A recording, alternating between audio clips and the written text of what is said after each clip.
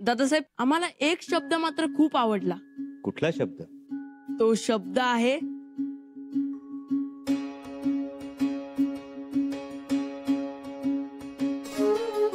शंभू.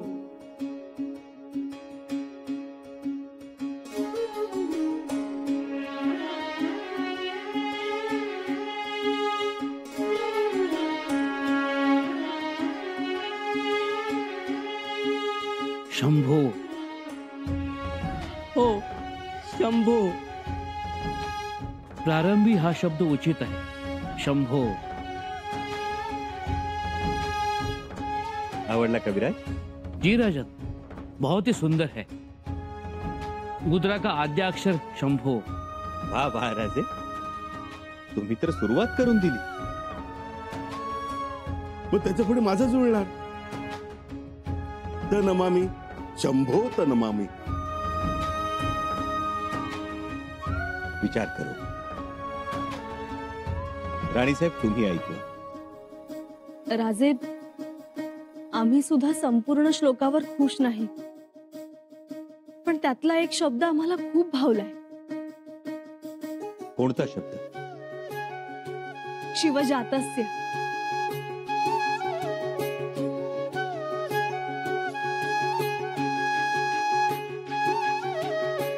शिवजातस्य.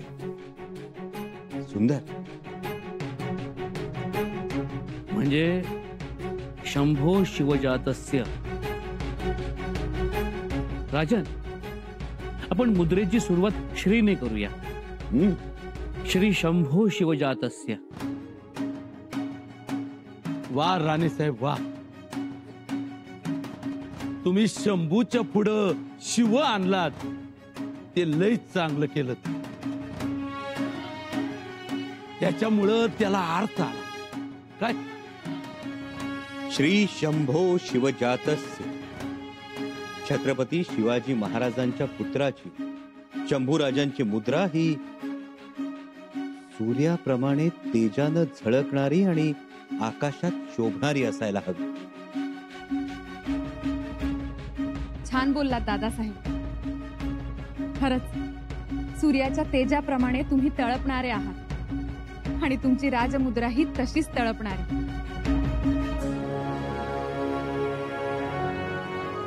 मुद्रा द्यौरीव राजते. बरोबर कविरा? जी, अप्रतिम. अनाजीपत हे बरं आहे का? छानच आहे. बाळराजे, एकदा तुम्ही उच्चारण करा. श्री शंभो शिवजातस्य मुद्रा द्यौरीव राजते. वा.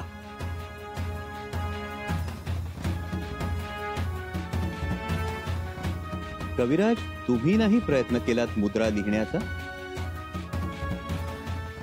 राजन, आम्ही काय लिहिलं? आम्ही तर आपले आश्रित. हो, पण एक सांगतो, जो कोणी आपला आश्रित आहे, जो कोणी प्राणी मात्र जीव आहे, तो सुरक्षित आणि आनंदी आहे. हेच संस्कृत श्लोकात कसं सांगता येईल? यदंकस्य विनोलेखा, यदंकस्य विनोलेखा वर्तते कस्य नौपरी. यदंकस्य विनोलेखा वर्तते कस्य नोपरी. वा, झाली आमची राजमुद्रा तयार. श्री शंभो शिवजातस्य मुद्रा द्यौरीव राजते. यदंकस्य विनोलेखा वर्तते कस्य नोपरी. राजन, अप्रतिम. वा. म्हणजे शिवपुत्र श्री शंभूराजे यांची राजमुद्रा सूर्याच्या तेजाप्रमाणे आकाशी शोभते आहे. लोकांच्या कल्याणाकरिता तिचा अंमल सर्वत्र गाजणारा आहे. त्यासाठी ही मुद्रा सदैव प्रकाशमान आहे. वा. मुद्रेच्या मजकुराचा अर्थ ऐकल्यावर कुणाच्या बी अंगावर मुठभर मास चढल. राजन, समर्पक मुद्रा आपल्याला शोभणारी. आणखी एक. आमच्या आबासाहेबांची पवित्र राजमुद्रा ही अष्टकोनी होती, परंतु आमची मुद्रा ही उभी पिंपळपानी असावी. 7 ओळींची षोडश बुरुजी आणि द्विवलयी असावी. आणि मुद्रेची मर्यादा ही अशी असावी. मर्यादेयम विजयते. विजयते विराजते नाही. मर्यादेयम विजयते.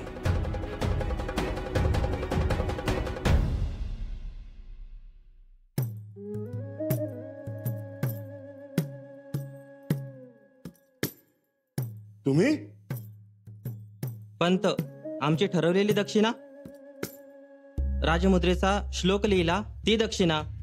दक्षिणा? कसली दक्षिणा? निघा तुम्ही. धड एक अक्षर तरी लिहिता आलं का तुम्हाला? दक्षिणा मागतायत. उलट आमचीच सर्वांदेखत नामुष्की झाली. तुमच्याकडून दंड घेतला पाहिजे. बापरे.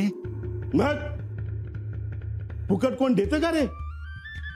सदा ट ला ट, र ला र तरी जोडता आला का तुम्हाला? चला निघा.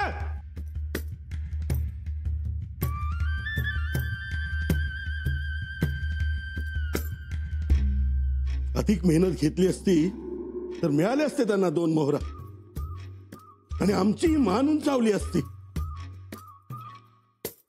ऐकलं का? त्यांनी मेहनत घेतली होती, थोडं द्यायचं होतं काहीतरी मेहनतीचं फळ म्हणून. स्वराज्यासाठी आम्ही प्रामाणिकपणे एवढी मेहनत घेतली, काय फळ मिळालं आम्हाला? पंत, फळ मिळणारच नाही असं तर नाही ना? मिळेल. हो म्हणजे शंभूराजेच म्हणाले तसं, सर्वांना सामावून घेऊ म्हणून. सामावून घेतलं म्हणजे सगळंच मिळालं असं होत नाही रावजी नाना. जबाबदारी पाहिजे. शिमग्यातलं सोंग नको आपल्या वाट्याला यायला. शिमग्याचं स्वांग? हो, म्हणजे आपल्या हाती फक्त बिदागी रागायची आणि त्या कलुशाच्या हाती लोण्याचा गोळा लागायचा. तो कलुशा म्हणजे खाली मुंडी पाताळ तोंडी आहे. डोक्यावर बर्फ आणि जिभेवर साखरेचा खडा. पाचाड, पाचाडवरून गडावर, गडावरून सदरेवर, सदरेवरून खासा सदरेवर आणि खासा सदरेवरून आता शंभूराजांच्या अंतःकरणात उतरलाय तो. वय वय. अव राजमुद्रेचा मजकूर सांगताना शेवटी केलीच की ढवळा ढवळ. मला भीती वाटते ती म्हणजे राज्याभिषेक सोहळा आहे, पद वाटप होईल. या कलुशानं तंत्रमंत्राचा वापर करू नये शंभूराजांवर. उद्या ओम फट स्वाहा म्हणत जादूटोणा केला तर? चिटणीस, त्या कलमदानातली शाई संपली. जरा तरी मानगुट वर करून बघा की माझ्याकडे. जोपर्यंत राज्याभिषेक पार पडत नाही तोपर्यंत हे मानगुट खालीच राहणार. अरे देवा. आमचं हे चालूच राहणार लेखाजोखा. पण तुम्ही एवढे अस्वस्थ का? एक विचारायचं. बोला. ते जबाबदारीचं ठरलं का? कोणती जबाबदारी? राज्याभिषेक सोहळ्यात अष्टप्रधान नेमणार का नाही? म्हणजे सरनाईक, गेरे सरनाईक यांची निवड झाली का? नाही. नाही. बरं काय कानकून? अहो कानकून काय, तुमची जबाबदारी तर नक्की आहे. अहो माझी जबाबदारी नक्की आहे तशी तुमची बी जबाबदारी नक्की आहे. माझं म्हणणं काय का कविराजांवर काही जबाबदारी सोपवणार आहेत का नाही? त्याबद्दल काही अंदाज नाही. मी काय म्हणतो, माणूस एकदम बुद्धिमान आहे, विश्वासू आहे, प्रामाणिक आहे, शिवाय शंभूराजांच्या मर्जीतला आहे. आणि एवढं असून बी कसला बी मोह नाही होत त्याच मी. हे खरं आहे का नाही? प्रणाम. बघा, नाव काढला ना हजर. 100 वर्ष आयुष्य तुमचाच विषय चाललाय या कविरा. सरनोबत, आम्ही आपलं बोलणं ऐकलं, क्षमा करा. पण खरं सांगू का, आम्हाला कसलीही अपेक्षा नाही. असं कसं? अहो आम्ही काही तुमच्यासारख्या तलवारी नाही चालवल्या. आम्ही पराक्रमी नाही, लढाया नाही मारल्यात आम्ही. अहो तुम्ही तलवारीत हुशार नसला तरी लेखणीत तर आहात ना. हा, आणि आम्ही तुमची तलवार बघितली की पुराणपुरात काय चमकली ती. शिवाय राजांचे मित्र आहात, त्यांच्या मर्जीतले आहात. आम्ही राजांच्या मर्जीतले आहोत, त्यांचे मित्र आहोत, हे आमचं भाग्य आहे. पण आम्हाला मंत्रीपद नको, आम्हाला मित्रपद हवंय. तेच आमच्याकरता अमूल्य आहे. हे त्यांना अशीच माणसं शंभूराजांच्या आजूबाजूला आणि पाठीशी असली पाहिजे. आई जगदंबेच्या कृपेनं समज कसं चांगलं चाललंय. आता फक्त तो नाच का आंबा अष्टप्रधानात नग. कोण नाच का आंबा? अनाजी पण काय आंब्याची अडी नासू नये म्हणून म्हणतोय मी. अहो पण ते आपल्या हाती नाहीये. आता नसलं म्हणून काय झालं, आपण राजांच्या कानावर घालू. काय कविराज, प्रयत्न कराय काय हरकत आहे. वहिनीसा, वहिनीसा, तुम्ही या.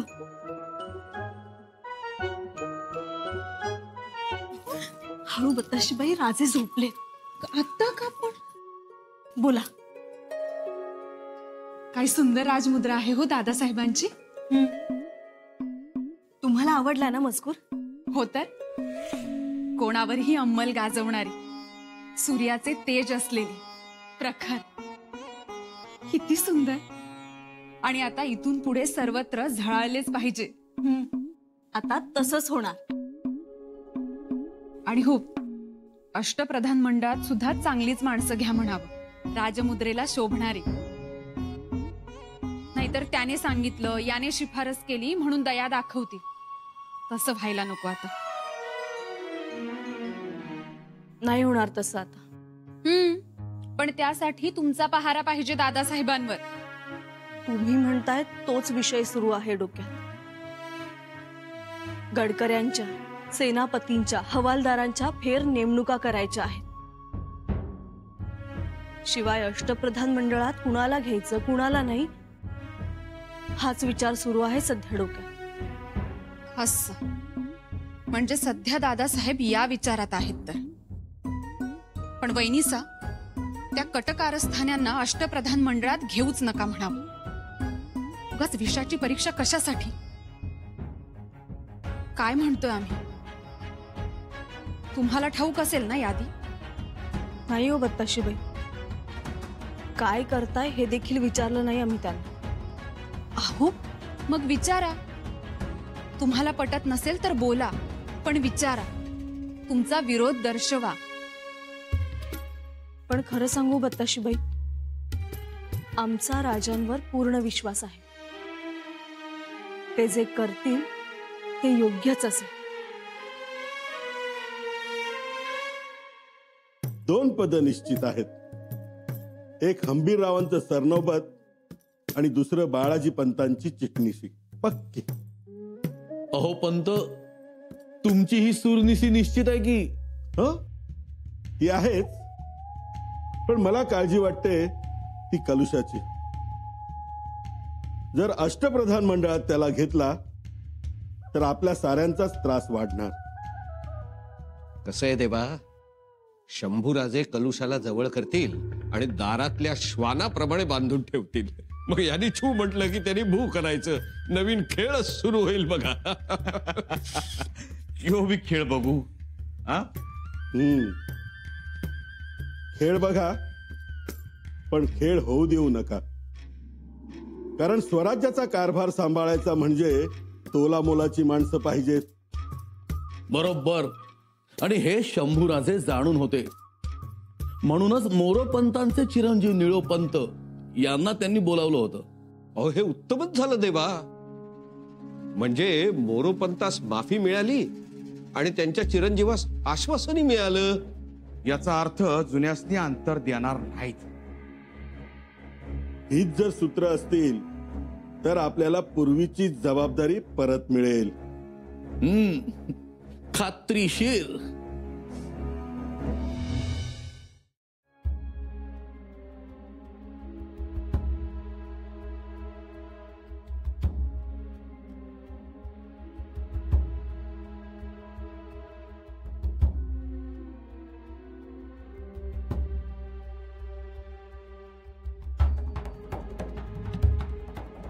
रात्री उशिरापर्यंत बसला होता.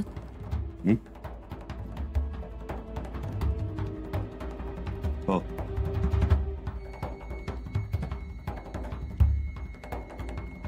काही वेळापूर्वी बत्ताशीबाई आल्या होत्या. गाढ झोप लागली होती आम्हाला.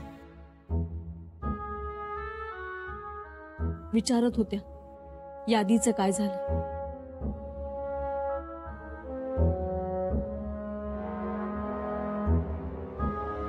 शिवाय अनाजी पंतांनाही विरोध आहे त्यांचा.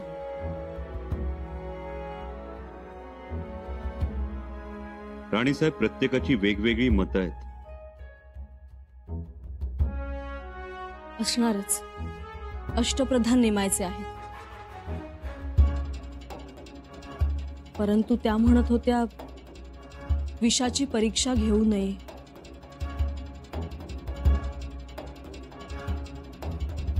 आम्हालाही तसंच वाटतं. परंतु राणीसाहेब, कधी कधी विषातही औषधाची मात्रा असतेच ना.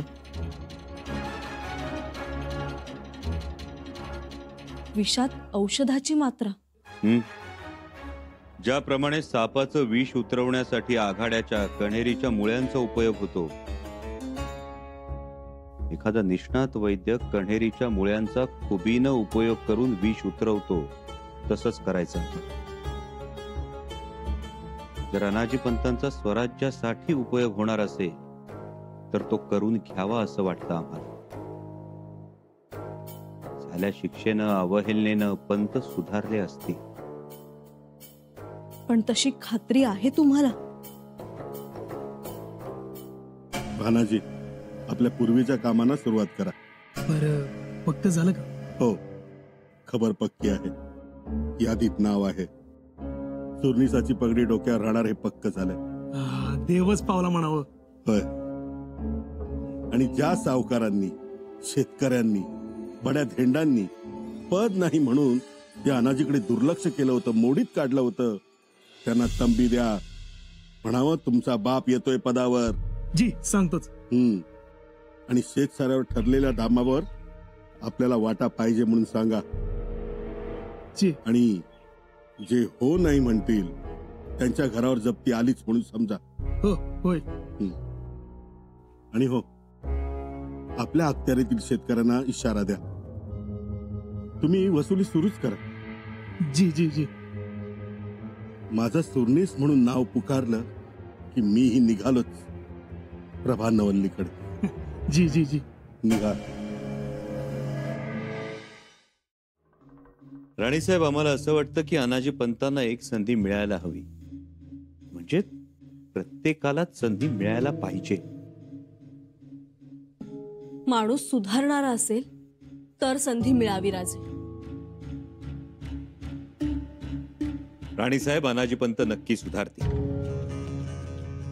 आबासाहेबांचा सहवास लाभलाय त्यांना, आणि एव्हाना चूक उमगली असणार. ते आहेच म्हणा. शिवाय अनाजी पंतांना आता संधी हवी आहे, जबाबदारीची प्रतीक्षा आहे. त्यामुळे झालं गेलं सगळं विसरून त्यांनी प्रामाणिकपणे स्वराज्याची सेवा करावी, एवढीच आमची अपेक्षा आहे. चाल चाल. काय झालं रायप्पा? नीट बघा याला. ओळखलं का? कुठंतरी पाहिलंय याला. बहुधा गडावरच पाहिलंय. अयो, अनाजी पंतांची माया गोळा करणारा दलाल आहे त्यांचा.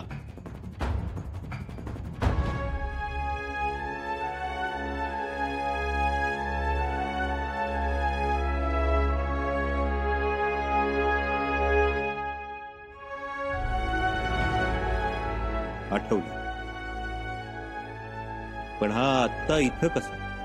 पंतांकडून स्वराज्याच्या सावकारांना निरोप घेऊन निघाला होता. मोठमोठ्या शेतकऱ्यांना धमक्यांचे बोल घेऊन चालला होता. मोहरा मागितल्या? जी धनी. नाही नाही राजा, नाही, मी असं काही नाही केलं.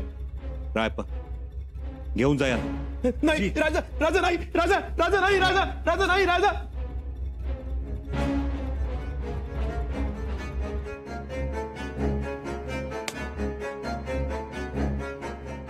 माणसानं सुधारायचंच नाही असं ठरवलं तर आपण तरी त्याला काय करणार?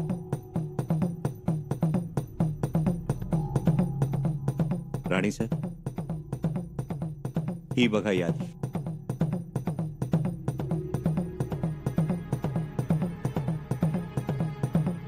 सुरनीस अनाजी दत्तो,